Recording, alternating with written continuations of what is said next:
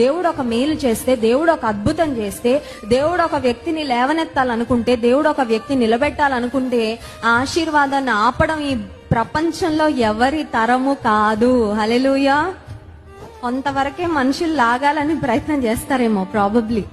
కొన్నిసార్లు చూడండి, మనం జీవితంలో పైకి వెళ్తున్నప్పుడు, ఉన్నతమైన స్థితికి వెళ్తున్నప్పుడు మన పరిస్థితి ఎలా అనిపిస్తుందంటే, ఏదో ఇప్పుడే కొంచెం ఎదుగుతున్నానంటే ఈ చుట్టూ ఏడ్చే వాళ్ళు ఎక్కువైపోయారే, అయ్యో ఇప్పుడే మంచి రోజులు వస్తున్నాయంటే మళ్ళీ నన్ను కిందకి లాగాలని ప్రయత్నం చేసేవాళ్ళు ఎక్కువైపోయారే, లేనిపోని నిందలు నా మీద మోపేవారు, అవమానకరంగా మాట్లాడేవారని కొన్నిసార్లు బాధ వేస్తూ ఉంటుంది.